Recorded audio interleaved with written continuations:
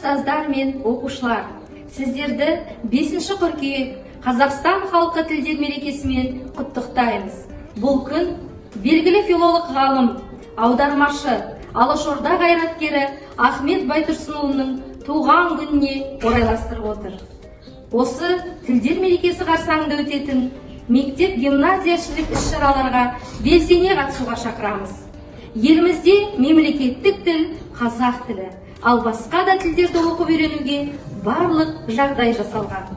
Өз заманында ұлт ұстазы Ахмет Байтұрсынұлы сөзі жоғалған жұрттың өзі де жоғалады деген екен.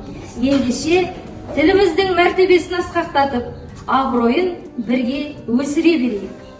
Тілдер мерекесі құтты болсын. Дорогие друзья, поздравляем вас с Днем языков народа Казахстана.